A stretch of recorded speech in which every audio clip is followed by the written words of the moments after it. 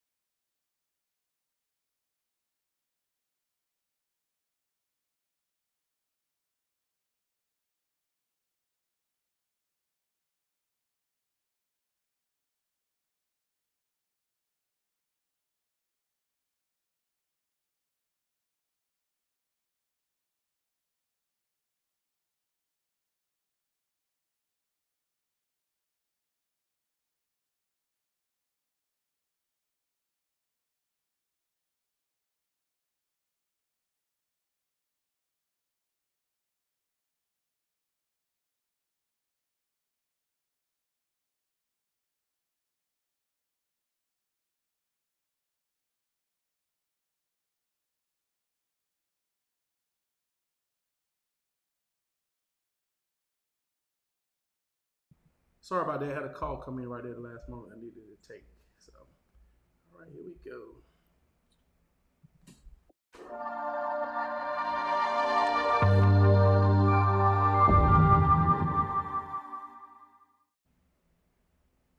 Good afternoon, good afternoon, good afternoon. Hope all is well with you and yours, for this is the day that the Lord has made, and we shall always rejoice and be glad in it. I was glad when they said unto me, let us go into the house of the Lord. It's just another amazing time for us to have Bible study here on Wednesday night. Every Wednesday, well, we do our best to come before you and to break forth the word of life. Amen. It's very um, critical and important that we sit and we study God's word. It's one thing to hear it preached, but it's another thing to be able to hear it studied and broken down to bite-sized pieces so that you get an understanding of exactly what's going on and why it's going on and where you are going from there. So God is good and He's so worthy to be praised. If this is your first time with us, we want to say welcome to the Safe House Church of Greensboro, North Carolina. My name is Dr. Peter Ely, and I have the wonderful privilege of serving as pastor over this part of the vineyard. Amen. So we've been in the book of Genesis, as you know, for some time now. We've been going by line, precept by precept, and just breaking this thing down. And now we've been in the story of Joseph for a couple of weeks now. But we've really been very intentional about taking our time and going through that and just um, doing what we had to do. All right, so let's go forward on tonight. We are in Genesis, the 43rd chapter, and we on verse number 11. I'm going to go ahead and share that. Genesis, the 43rd chapter, verse number 11. All right. So here we go. All right, so now we're at a point in this walk that now, if you remember, we've been going back and forth, and Joseph has been, I ain't gonna say he's been playing games, but Joseph has gotten to the point that he is longing for his brother. And we know we went through that Joseph has a brother. He has 10, well, 9 half brothers, right? And then he has one full brother. His 9 half brothers and one full brother. He has his brother that he shared his mother and the same father with, which is his baby brother Benjamin. Benjamin is the youngest of all of these the Israel brothers. He's the youngest, and these two are in particular very dear to their father Israel. Israel, also known as what, Jacob. They're very dear to him. Why? Because they came from the woman that he loved, that he had loved. So if you remember, we go back, and I know I keep going back, but as a good teacher, you got to go back. You go back, remember it was Leah, and he was tricked into marrying Leah, and then he had lots of babies with Leah, but Leah was not the one he loved, and the one he truly loved was who? Rachel, and he has 2 babies with Rachel, and those 2 babies are Joseph and Benjamin. And then remember, Joseph was off the scene because of he went out to go feed his brothers and take care of his brothers, and when he went out there to do that, they took care of him and took his coat and told his father that that he was gone and eaten by wolves or whatever the case may be, some kind of wild animal, and now he's no longer with them. But now here it is that God had a plan for Joseph's life, and that plan in Joseph's life included him being over his brothers, and so much, in fact, that God had put him in a position that he could help others and helping others to go forward. So here we are with that at this particular point in time, and he's there to help his brothers go forward. All right. So here we go. Let's jump into this text, and we'll go from there. All right.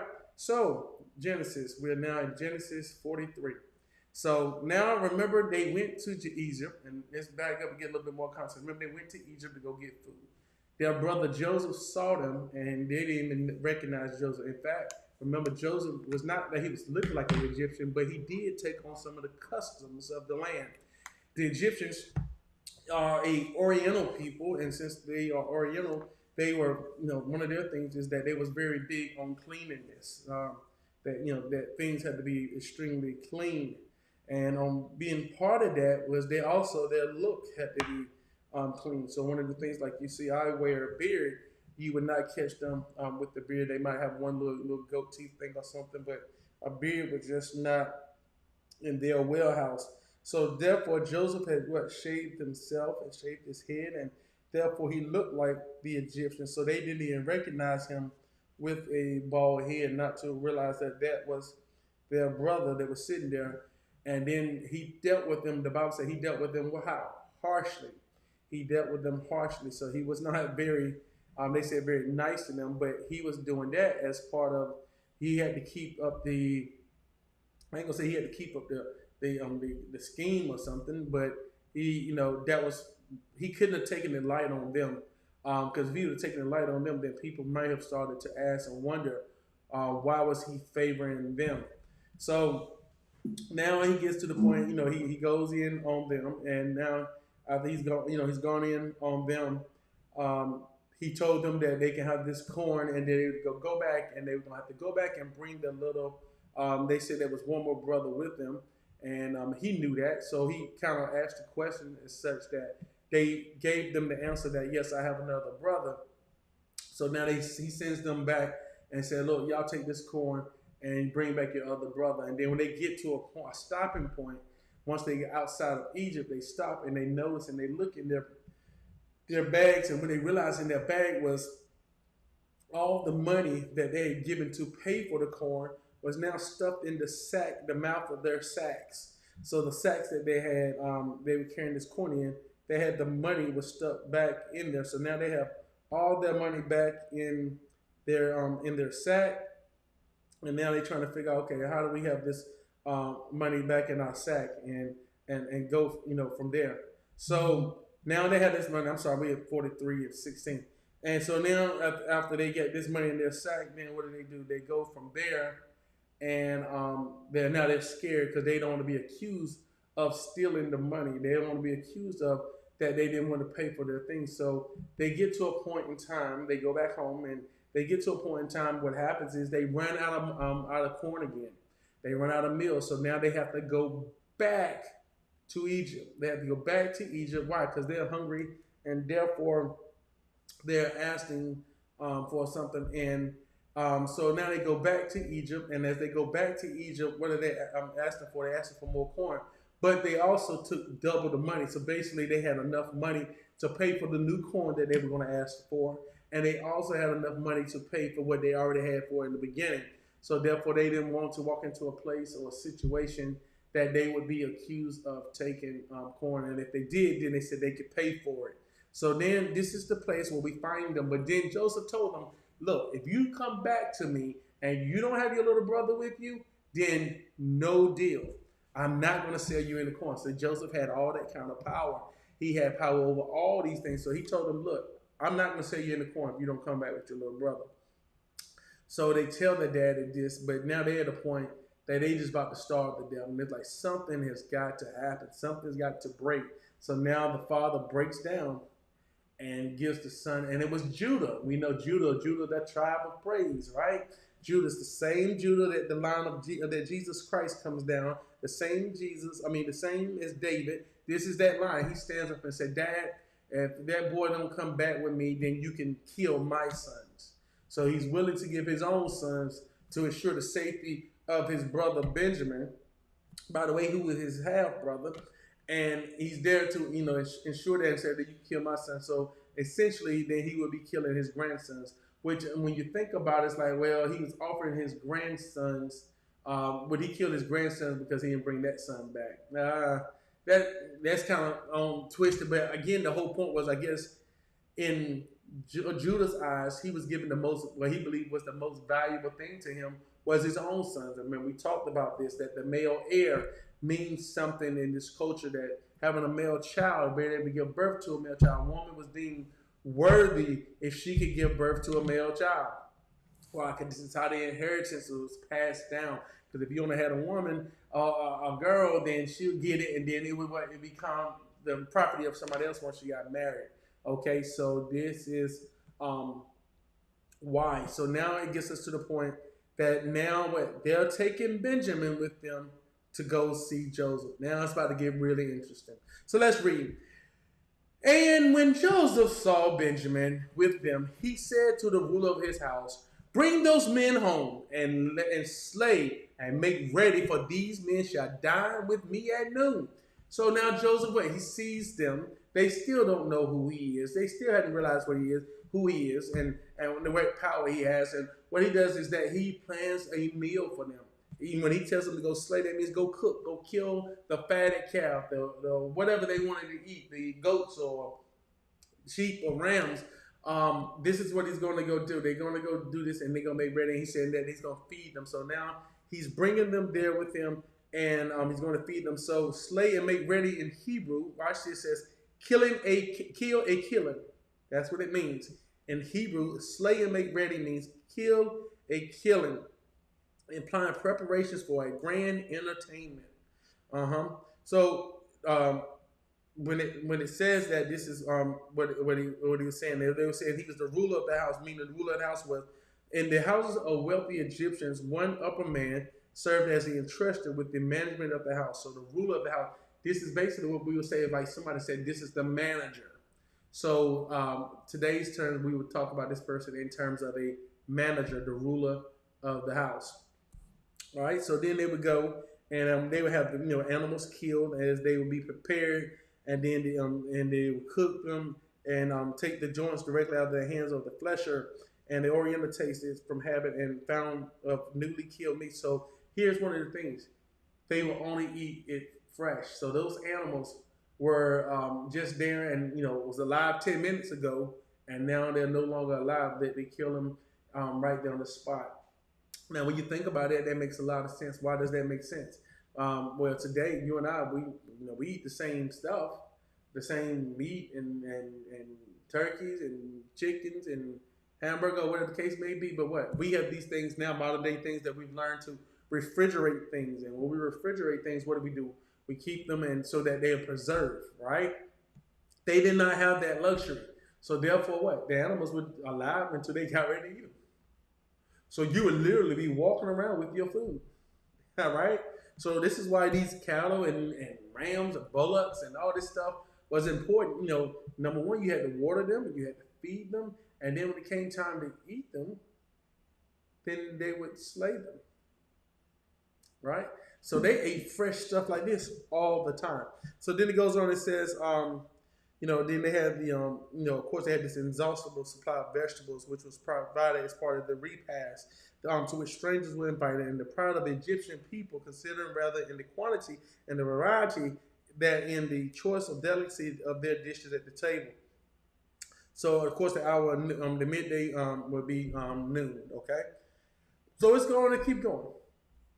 So in 17 it says, and the man did as Joseph bade. And the man brought the men into Joseph's house. And the men were afraid because they were brought into Joseph's house, and they said, because of the money that was returned in our sacks at the first time as we brought in, that he may seek occasion against us and fall upon us and take us for bondsmen in our asses. So what these guys are worried about who? Themselves. They are under the impression right here that Joseph is after them because, number one, they had that money. Now remember, they legitimately paid for the corn they had. But Joseph instructed his people to take the money that they gave them and to put it back in their sacks. They didn't know that. So the money that they had was actually put back into their sacks and given to them, as we already know, but they don't know this. So now they feel like, okay, this is Joseph setting us up for the okie doke, because he realized the last time we were here that we may have stolen from him. So now that's what they believe, that he's bringing them into the house to make them a bondsman, a bondman. So what's a bondman? A bondman is you owe somebody, and therefore, since you owe them, they keep you until you work things off, almost like we would consider almost like an indentured servant on today. So this is what they're afraid. They're afraid that they say find occasion, meaning finding a reason for him to come after them. All right, so let's read this a little commentary here. Let's get into this. So it says their feelings are all on entry that the statement mentioned, unaccustomed as they were to houses. So they in a mansion. They ain't used to living in houses. They living in tents. They nomads. They all over the place, right?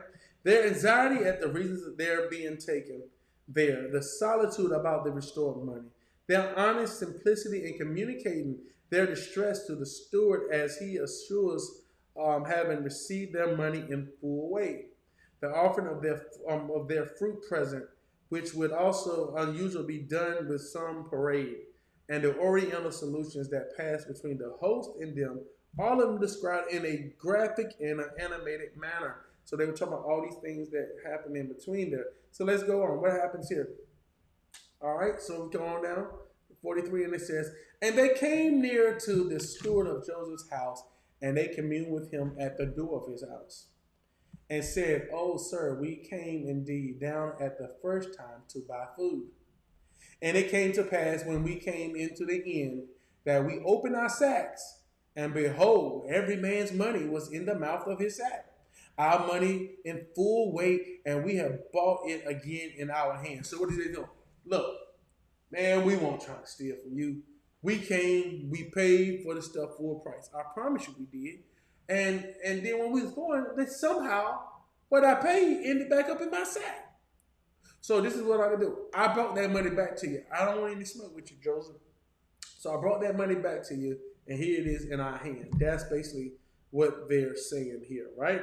So now they brought this money back to them in their hand, all right? So then it goes on and it says this.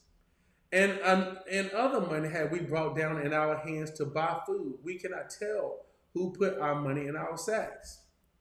And he said, peace be to you. Fear not. your God. So now he's talking to him about Hebrew God. Because remember, every time they talk about them, they always like talking about your God. Because remember, their gods were like the sun god Ra and Osiris and these kind of things, right? All right. He said, and the God of your father, having given you treasure in your sack. I had your money, and he bought Simeon out until them. So remember, if you recall what happened, Simeon is basically left as a ransom, or I ain't gonna say he was a hostage, because if he was a hostage, that means he was held against his will. But he was asked to stay. But remember, Simeon's their brother, so he keeps Simeon with him, and he sends the rest of them away. Remember, the father was like, "Oh, you already lost another son. Remember, I've already lost Joseph, and now you got Simeon gone, and then you want me to give you Benjamin? You gotta be nuts." So this is where he starts going into all these things. He talks about, "Oh, my hair is gonna be gray, and I'm gonna fall out, and I'm just gonna die." And da da da da da da da. He goes through all that stuff, right? Then watch this. So then he goes on in verse 43. He says, "And the man brought the men into Joseph's house and gave them water, and they washed their feet, and he gave their asses provender." Okay, so what did he do? They taking care of them. Washing the feet was a big deal. Think about it. Why was washing the feet a big deal? They walk in those dusty streets, or those dusty roads, or walking around in the desert, right? And so you got to think about it. These guys walk where? Behind their animals, or beside their animals, or with their animals. So your feet were even today, your feet are still nasty, right? But we wear shoes. Well, some of us do, right?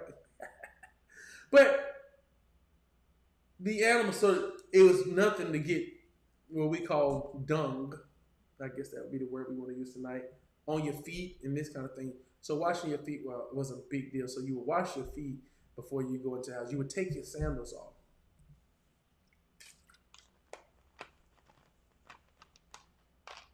You would take your sandals off before you go to people's house and wash your feet there at the door. So you would be bringing in what? All outside with you. So, I know some African American community, you still going to watch. You're going to take your shoes off at the door before you get there. So, this is one thing. So, going in verse 43 here, and it says this. And then he goes on and he says, "And they made ready the present against Joseph and came at noon, for they had heard that they should eat bread there." So here they come in, they going to, we was invited to eat. "And when Joseph came home, they brought him the present which was in their hand into their house and bowed themselves to him to the earth." Here it is, prophecy being fulfilled again. But remember, Joseph tells them that I had a dream. And in that dream, that my brothers were bound. No, it's not even my brothers. He didn't say it like that. He said that their sheep, remember that they had he said it was sheep, and that those sheep were bowing down to his sheep. And here's that. 20, almost 30 some years later. Remember, Joseph was like, 17 when this happened. And now Joseph is almost probably like 38, I think it is, or 40. See, when God has promised you something, if God promised it to you, and you do what you're supposed to do, you can take it to the bank. It's going to happen. It's going to happen. Make no ifs, ands, and buts about it. It's going to happen. That's the kind of God we serve. He said he's going to do it, it's going to come to pass. So here, Joseph had no idea that he would go through what he went through. Joseph may have quit. And I know some of you look at your journey now and like, you know what? If I knew what I was going to have to go through to do this or be this or be that, you would have changed your mind too. But you don't know. And so therefore we walk in faith. And we walking by faith and not by sight. So we don't see that road ahead of us. But what do? Is what we take those steps, step by step, and day by day, and walk by walk, and keep going. All right? So watch this. So in verse 43 and 27, it says, "And he asked them of their welfare. And he said, Is your father well? The old man of whom ye spake, is he yet alive?" So now Joseph is what? Asking about his dad. Remember, Joseph ain't seen his dad in almost 20 some years. Why he hadn't seen him in 20 some years? Because of what? Because, he was gone, right? So as far as his father know, he's dead. As far as he know, his father, Yeah, he's dead. All right. So he goes on in verse 28. It says, and they answer, thy servant, our father, is in good health. He is yet alive. And they bowed down their heads and made obeisance. And he lifted his eyes and saw his brother Benjamin. He's his mother's son, and said, is this your younger brother of whom ye spake unto me? And he said, God be gracious unto thee, my son. So here it is now. You gotta imagine this thing. He had never seen his father. He hadn't seen his brother in 20-something years.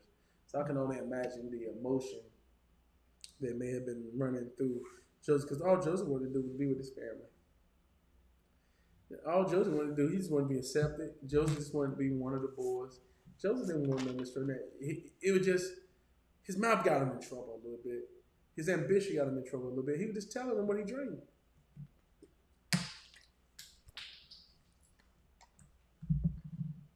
I'm a little thirsty. He was just telling him what he dreamed. He didn't think this would go that far. But yet, here we are. But now God is taking him through these things. And see, God has a way. You know, this afternoon, before I came, I had to go speak to some students. And one of my things in my job, I make sure I do, every time I'm invited to speak to any students, I make sure I go do that. Several reasons. In particular, I know that I'm a role model, whether I choose to be or not. I'm also an example um, of God's glory, His grace, His power, and His love. For some of the students that I serve and people I work with, some of them never seen many successful black men or people of color or people doing things, especially in particular as they still say, I guess I'm fairly young. And yet God has given me a lot of power and a lot of responsibility. And me personally, I've always kind of related to Joseph. I believe in his story in that, some things have happened. And God allows you to go through these things so that you can change things. He allows you to go through these things so that when you get the opportunity to make it better for somebody else, He knows who to put these things on, and He knows why He puts them on them. Some maybe of the thing, oh, you're going to go through exactly what I went through. He's going to make you this and He's going to make you that. Maybe, maybe not. Every experience is different, and everybody experiences their experience. I used to be one to say, okay, that experiences were the same, and it's in no way that experience can be the same. It's just too many things with it that couldn't make it the same. They can be similar, though, right? They can be similar, but they won't be exactly the same. And all Joseph wanted to do was be with his family. He just wanted to be one of the boys. But yet God separated him. Some of you probably feel the same way. You just wanted to be one of the boys. You just want to be one of the girls. But God has called you out. And you can't just be one of the girls or one of the boys. Because His hand is on you. His favor is on you. He's loved on you. He's protected you. He's kept you. He's moved situations. He's opened up doors. He's brought you from here to there. He's taken care of you. He's made you the head and not the tail, and above and not beneath. And He's put you in great positions of power, or even some of you not even power but influence, that people listen to what you have to say, that you make friends easily and people want to be around you and they gravitate to you. It's just something about you that people say, there's something about you. And I always call it the it factor. And I found it interesting. I was looking at some on YouTube the other day, and I heard Shiloh Sanders, Deion Sanders' son, talking about. He said, "You'll know it if you have it." He said, "I can't explain it," and that's what I've always said. And I believe that to be true. You know it when you see it. You can't explain it, but you know if you got it, if you have it, right? Some people just got it. And to whom much is given, much is required. And if you have it, you have to use it, or He would take it from you, right? So this is where Joseph is. So I can see how Joseph feels this way. Because now in verse 30, this is when it likes to say the rubber meets the road. And Joseph made haste, for his bow did yearn upon his brother, and he sought where to weep, and he entered into his chambers and wept there. Woo! This is what can get heavy. Joseph. All he wanted to do was know his family. But yet he was called for a purpose. Because of Joseph, we learned of the children of Israel. Because of Joseph's sacrifice, we know they get to go to Egypt at 72 and come out as well over, 2 million? All because of one man.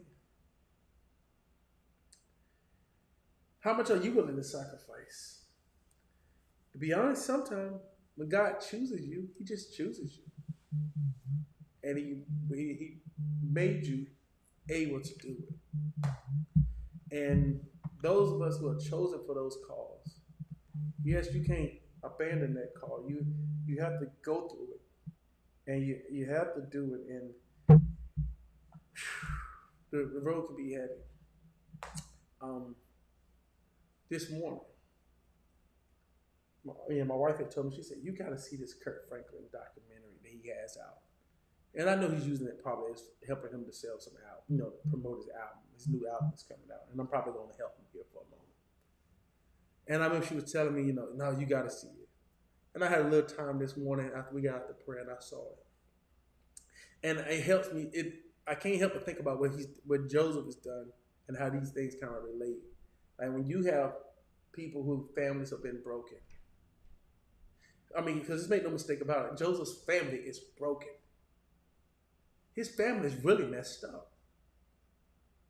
Go through it. They be sleeping around.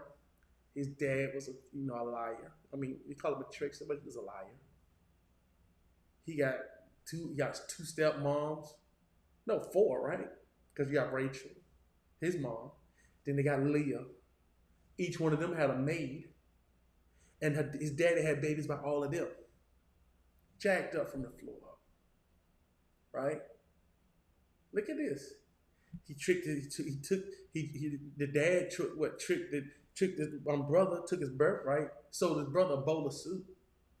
And the grandma helped him do it. Because she wanted him to have it, because that was her boy. Y'all see what I'm saying? This is a family affair. And this is why when I see this kind of thing and I read this kind of thing, I don't know about you all, but I have a little hope. So, well, maybe my family is not that messed up. Or if we that messed up and then some, then there is hope for me. Right? There's hope for you. Now, going back, so as I was looking at the show, long story short, and if you don't, I'm about to spoil it for you. So if you want to watch it, then it is what it is. But Kurt Franklin finally finds out who his real father is. He thought his father had been dead for like 10, 15 years because his mom continually lies to him about it. And like I said, I couldn't help but think about this story here with Joseph. And it's an emotional roller coaster, right? I don't know how you're going to have a dry eye and watch that. I know I couldn't. Yeah, I cried. I'm going to tell you how I did. So I know what Joseph felt. It made me think about my relationship. I'm fortunate to have my father and my son. I know that's not everybody's case. I have a good relationship with my father and my son. But I can tell you that, my father didn't have that kind of relationship with his father. And because he didn't, I think that made some things. In fact, he thought so much of his dad and the relationship that he didn't have, he named me after him. My granddad's name was Peter. So I'm here to tell you that God is able. And now I look at all the blessings that's happened because my dad has, he decided that he wasn't going to do, what happened to his family, he was not going to allow to happen. And therefore, I got to eat off of that tree. Now, I'm not a perfect man. I'm definitely not a perfect man or a father or a son. But I got a better opportunity because of that. So now I have this example, like this is how I'm supposed to live. And therefore now I try to make sure that I live that same life before my son and I allow him to live better too. Right? Because I heard something said the other day, and what's his name? One of my favorite preachers of all time, and he's no longer with us. He was tragically went on to see the Lord. I I said Miles Monroe. And Miles Monroe put it this way. He said that marriage is really about Christ, right? Because here's the thing. If you marry the way the Bible tells you to marry, you both should be virgins, right? We talk about biblically, right? We know this is not what happened, but both should be virgins. And then you come together and you have this baby, which is now a new seed. What's important about this is that you both like coming together in holiness, right? If the wife is holy and the husband is holy, but then the seed has to be what? Even though the child is born into sin, they born into a holy matrimony, right? So what Christ is doing is by setting this up, what he's doing is he's setting up what? He's setting up his own church. He's setting up his own kingdom. So remember, what we believe, like I'm teaching it to you tonight, is what? What I've learned and what I teach and what I understand is what I've learned from my father and what they instilled in me as a kid. And I grew up, the Bible said what? Train up a child in the way that they should go. And when they get old, they will not depart from it. Well, I ain't say I'm old, but I'm getting there. And now this is my way of life. And now I'm doing my very best to try to instill these same things in my children. And I pray that when they get to my age, that they don't depart. Do you see where I'm going with this? So my father's seed, which is me, and he raised me to believe and understand that Jehovah Jireh is my provider, that he opens up the doors and he keeps us and he loves on us. Then what? I'm doing the same thing with my son. So the seed does what? It continues to perpetuate. So that's why you have the seed of God, then you have the seed of the devil, right? So God's plan is what? He's going to always have a witness here on earth until he comes back. And I do believe he's coming back. Maybe not in my lifetime, but I do believe that. Right? So this is what this is about. So now you find out what this seed, Joseph, what he's doing is he's making way to save seed. So that what? It goes forward. So you think about it, this life is not about you. It's just about a perpetuation of God's seed continually moving forward. So you and I, we just actors on this stage.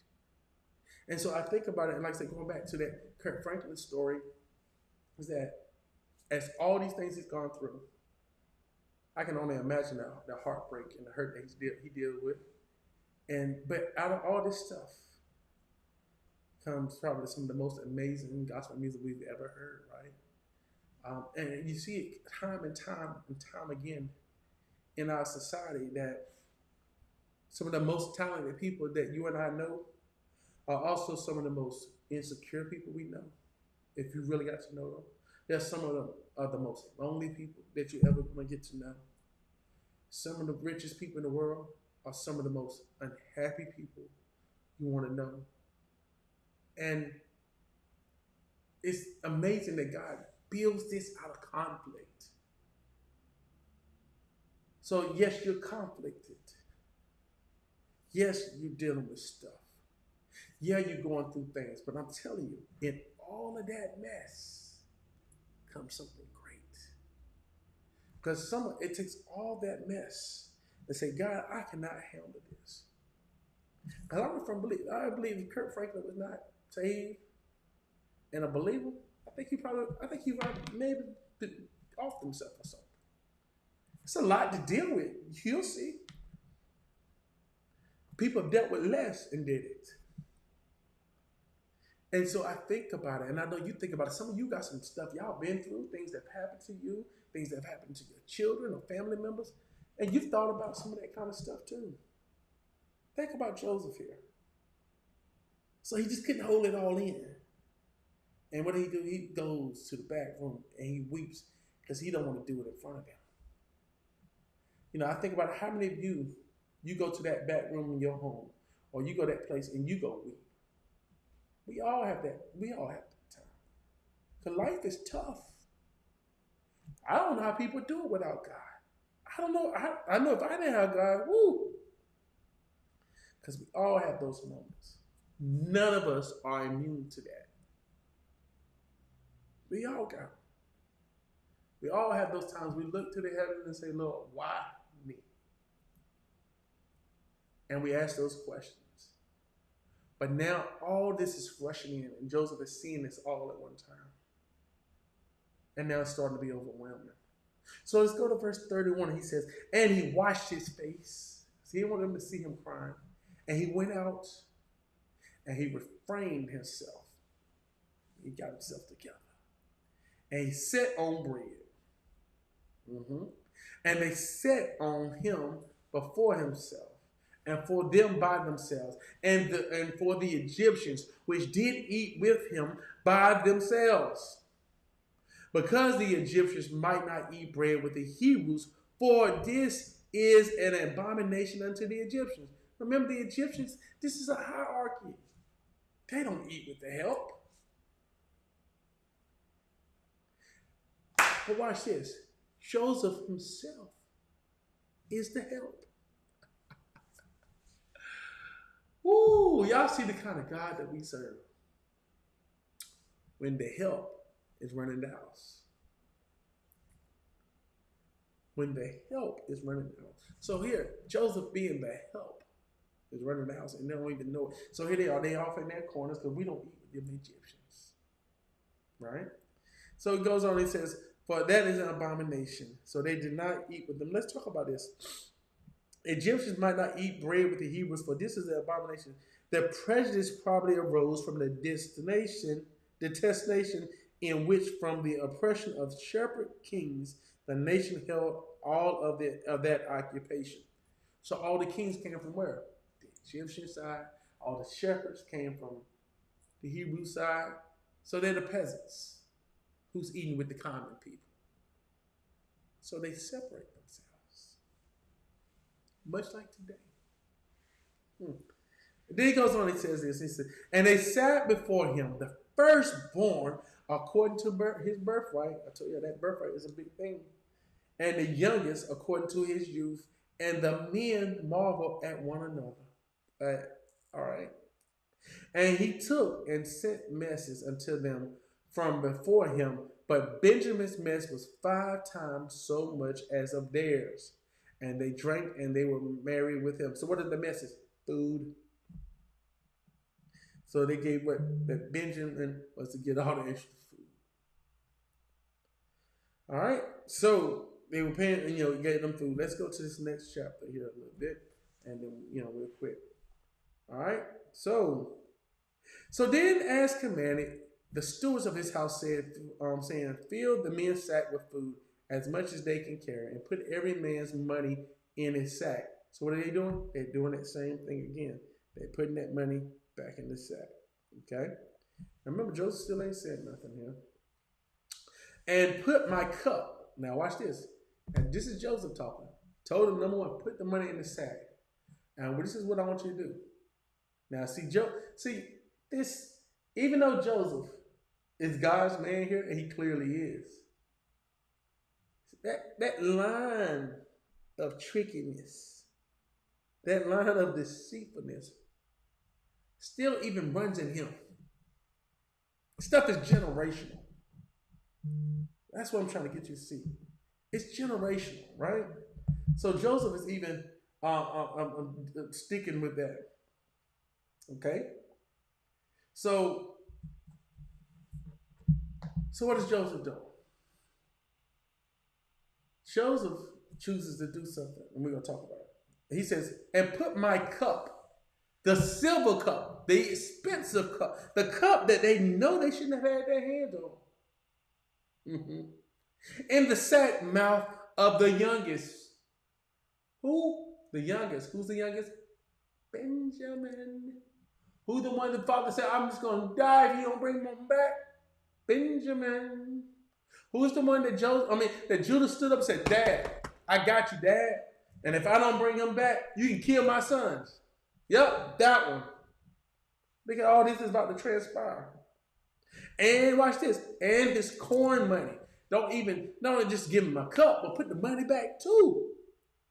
And he did according to the word that Joseph had spoken. And as the morning was light, the men were sent away, they and their asses. And when they were gone out of the city and not yet afar, Joseph said unto his steward, up, follow after the men, and when thou dost overtake them, say unto them, wherefore have ye reward evil for good? What does Joseph do? He sets up the little brother. Trickery. Where did we get this from? His dad was a trickster. As the old saying goes, the apples don't fall far from the tree. Even when you get saved, you got to deal with that stuff. Woo! If you know you got some stuff in your family, see, this is the thing. I know some people think, oh, I just got saved and it just goes away. No. God gives you deliverance. So now you have the capacity to learn how to deal with stuff. Versus when you were not saved and you didn't have the Spirit, how do you deal with it?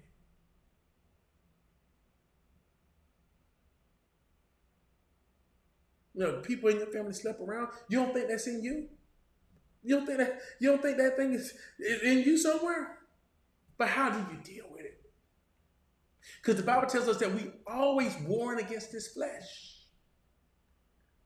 But I make a choice every single day and every single moment and hour to choose what? Not to answer my flesh.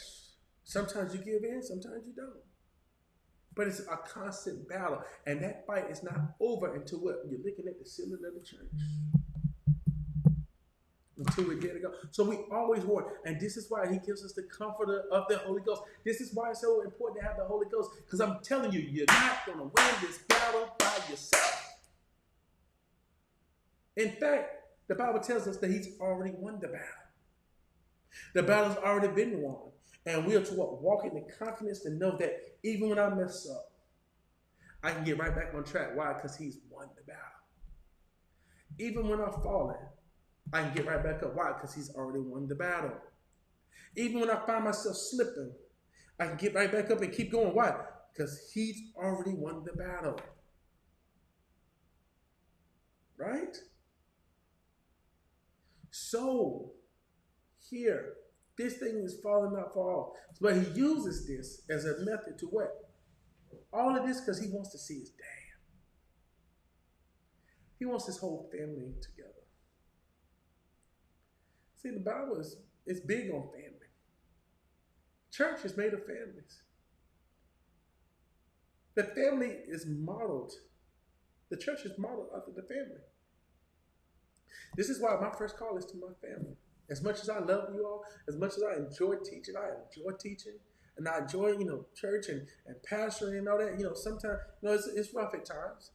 It can be challenging at times. But without the family, this is why the devil comes against us so hard, especially as men. Because if I can get the man, I can destroy the family. He's trying to mock God, and he wants to use you and I to do it. He wants to mock God, and he wants to use you and I to do it. Am I making sense to you tonight? All right, so what happens then? So he goes on, he said, why would you reward my evil for good? Because I did good to you, and now you're going to steal from me. So watch this. And he says in verse 44, is not that this it in which my Lord drinketh? And whereby indeed he is divine. Ye have done evil in so doing. And he overtook them, and he spake unto these same words.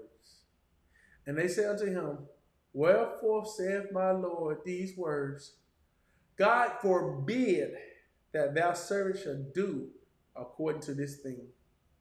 And behold, the money which was found in Isaac's mouth were brought again unto thee out of the land of Canaan. How then should we steal of thou Lord's house silver or gold? And with whomsoever for the servant did be found, but let him die, and we also will be my Lord's bondsmen. And he said, now let it be according unto your words. He with him whom it is found shall be my servant, and ye shall be blameless.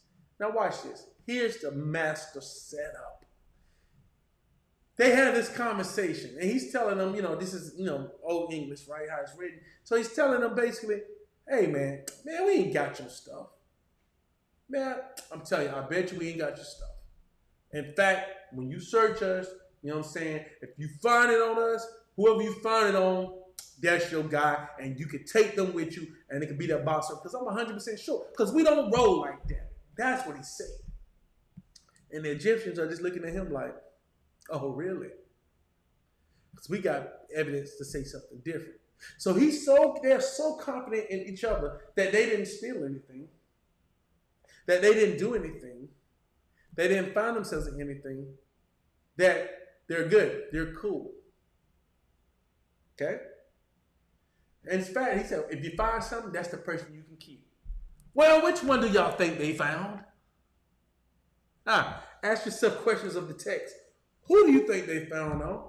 And what do you think the father's going to do? Because this is the same one that said, oh my God, you got to bring my boy home.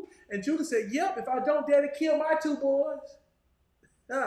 So I got you, Dad. I'm putting my two boys up for ransom because I'm going to make sure I bring this guy back. Watch this. So let's go on. It says this. So he said, this speedily took down every man his sack.